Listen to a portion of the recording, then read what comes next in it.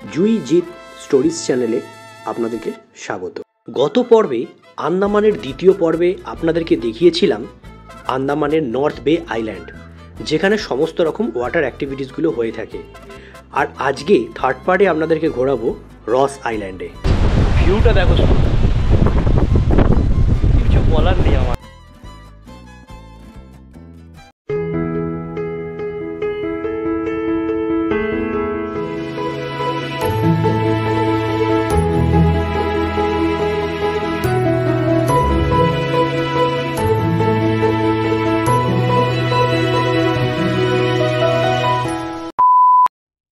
গত পর্বে port Blair থেকে নর্থ বে আইল্যান্ড যাওয়ার পথে এক ভয়ঙ্কর বোট যাত্রা আপনাদেরকে দেখিয়েছিলাম। যদি না দেখে থাকেন, ডেসক্রিপশন বক্সে সেই ভিডিওর লিঙ্ক দেওয়া থাকলো, অবশ্যই দেখে নেবেন। এবং তার সাথে দেখে নেবেন আমার সি ওয়াকের ভিডিওটাও, এবং সমস্ত তথ্য কিন্তু আপনারা পেয়ে যাবেন ওই ভিডিওতেই।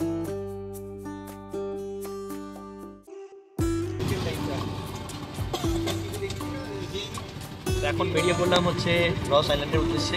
নর্থ বে আইল্যান্ড থেকে রস আইল্যান্ডের যাত্রাপথে সময় লাগে 30 থেকে 40 মিনিটের মতো।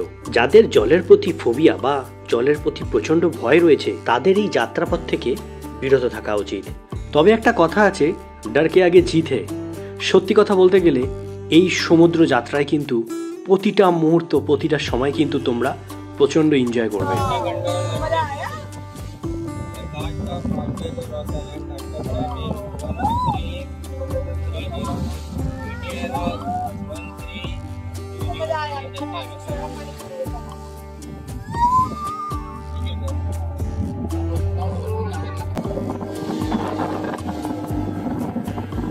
অবশেষে আমরা রস আইল্যান্ডে এসে পৌঁছলাম।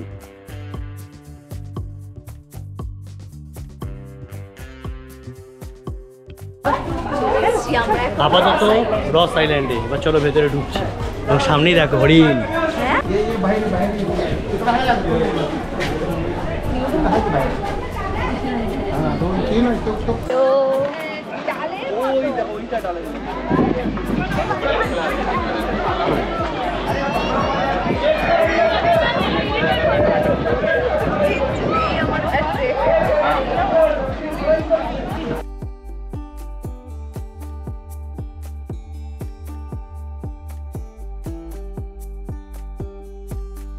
(1858 থেকে 1941 সাল পর্যন্ত ব্রিটিশদের প্রশাসনিক সদর দপ্তর ছিল কিন্তু এই রস আইল্যান্ড। এই দ্বীপটিতে এখনও ব্রিটিশ ঔপনিবেশিক স্থাপত্যের বেশ কিছু অবশিষ্টাংশ রয়েছে, যার মধ্যে কিছু পুরনো ভবন, গির্জা, একটা হাসপাতাল এবং একটা অফিসার্স ক্লাব রয়েছে। 1941 সালে একটা ভূমিকম্পের পর ব্রিটিশরা এই রস দ্বীপ ত্যাগ করে পোর্ট ব্লেয়ারে চলে গেছিল। দ্বিতীয় বিশ্বযুদ্ধের সময় জাপানিরা এই দ্বীপগুলি দখল করেছিল এবং তাদের যুদ্ধের বাংকার, কামানগুলো কিন্তু এই দ্বীপে রেখেছিল, যা এখনও এই দ্বীপের স্মারক হিসেবে এগুলো এখনও দাঁড়িয়ে রয়েছে। দ্বীপটা এখন জনপ্রিয় একটা পর্যটন গন্তব্য হয়ে গেছে সবার কাছে। 2018 সালের ডিসেম্বরে ভারতীয় স্বাধীনতা সংগ্রামী নেতাজি সুভাষচন্দ্র বসুর প্রতি শ্রদ্ধা জানানোর জন্য রস দ্বীপের আনুষ্ঠানিকভাবে নেতাজি সুভাষচন্দ্র বসু দ্বীপ হিসেবে নামকরণ করা হয়। ব্রিটিশরা ভারতবর্ষ থেকে চলে গেছে প্রায় 78 বছর হতে চলল, কিন্তু তাদের অস্তিত্বের ধ্বংসাবশেষ এখনও বর্তমান। এগুলো ধ্বংসের পেছনে প্রকৃতি প্রত্যক্ষভাবে জড়িত। সামুদ্রিক লবণাক্ত হাওয়া তো রয়েছেই, তার সাথে রয়েছে ভূমিকম্প, সুনামির মতো বড় বড় প্রাকৃতিক দুর্যোগ। তাছাড়াও দ্বিতীয় বিশ্বযুদ্ধের সময়ও এই দ্বীপের অনেক ক্ষয়ক্ষতি হয়েছিল।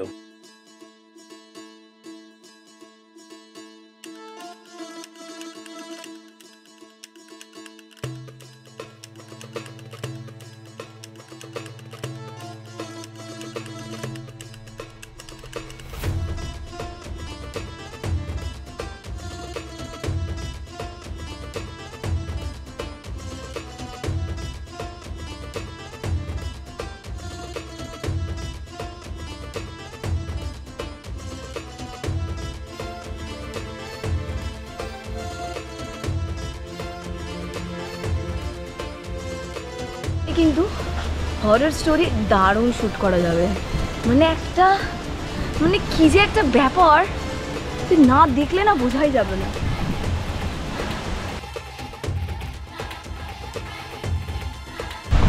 তো সি বিচটা এখানে এসেছিলাম, রস আইল্যান্ডের সি বিচটা একবার দেখিয়ে দিই। ব্যাপক হাওয়া মারছে, আর প্রত্যেকটা জায়গায় লেখা রয়েছে যে নারকোল গাছ কিন্তু প্রচুর নারকোল পড়ে এখানে, তাই মাথা বাঁচিয়ে।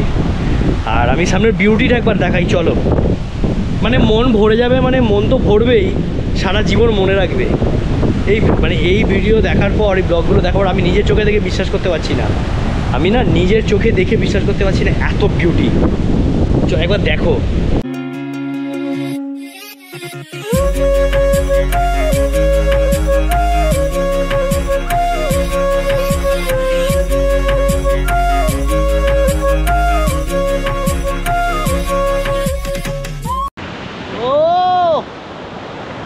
মানে স্পিচলেস।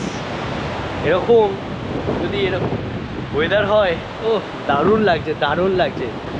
মানে বলার ভাষা নেই, জাস্ট ভিউটা দেখো,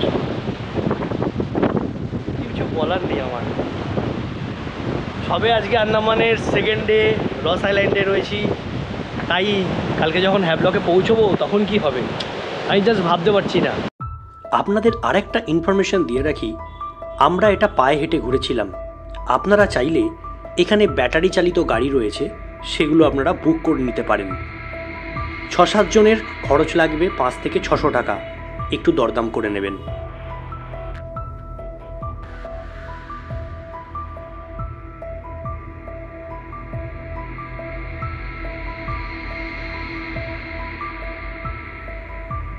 এই পুরো আইল্যান্ডটা জুড়েই কিন্তু ব্রিটিশদের যে রাজত্ব ছিল, সেই দবদবাটা তখন নেই। ওদের ধ্বংসস্তূপটা পড়ে রয়েছে পুরো সিস্টেমে, পুরো যত বাড়ি ঘর এখানে রয়েছে পুরো ধ্বংসস্তূপ হয়ে গেছে। কি ভয়ঙ্কর! হ্যাঁ, এবং তার উপরে এখানে সেকেন্ড ওয়ারের সময় এখানে নাকি অনেক অপি নষ্ট হয়েছে এগুলো। আর দ্বিতীয়ত হয়েছে কিছু আমাদের এখানে যখন সুনামি হয়েছে তাতেও কিছু এফেক্টেড হয়েছে কিছু কিছু জায়গায়। তাহলে এটা একটা অদ্ভুত ভয়ঙ্কর সুন্দর জায়গা যেটাকে বলে। এবং পুরো বিচের পাশে সেই বিচটাও কিন্তু খুব সুন্দর লাগছে। এই পুরো দ্বীপটা ঘিরেই প্রচুর ইতিহাস আছে, তাই এই দ্বীপটা আমাদের কাছে একটা ঐতিহাসিক দ্বীপ।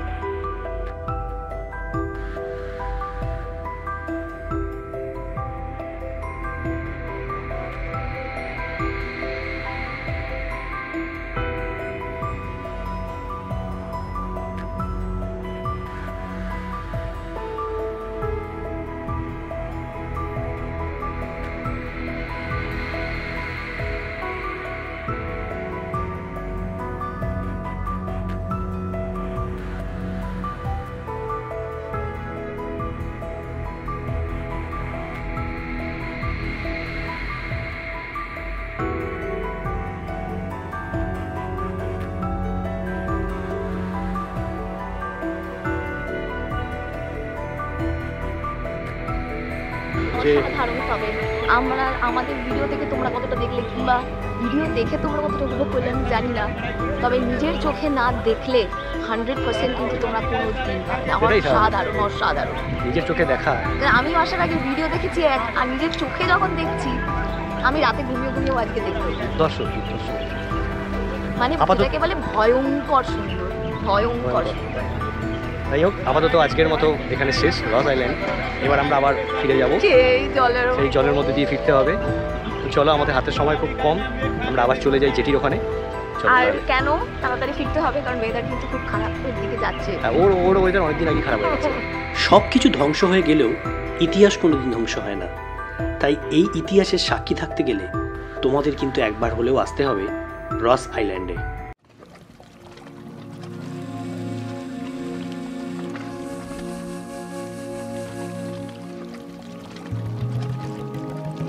রস আইল্যান্ড ছেড়ে আবার আমরা পোর্ট ব্লেয়ারের দিকে চলে যাচ্ছি। আর এখন আকাশের অবস্থা খুব একটা ভালো নয়, জাস্ট এই কন্ডিশন।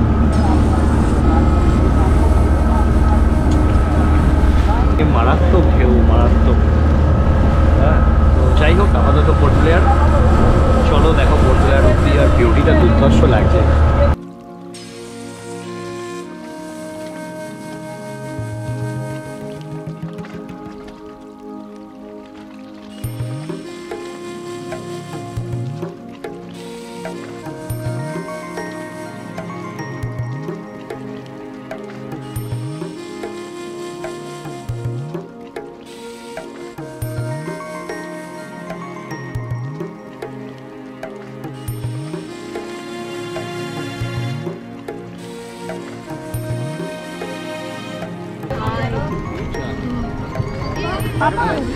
বেঁচে ফিরেছি।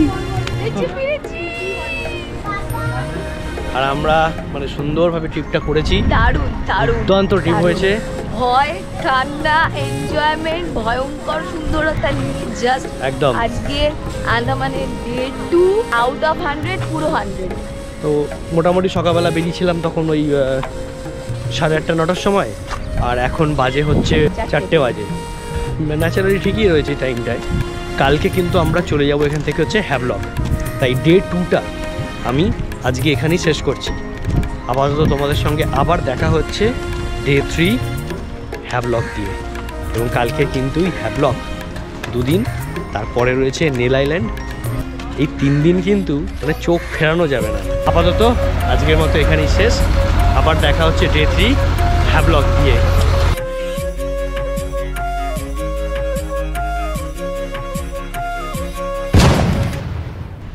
সেই সেই সেই লাগছে। পরবর্তী পর্ব হ্যাভলক নিয়ে ফিরছি খুব তাড়াতাড়ি।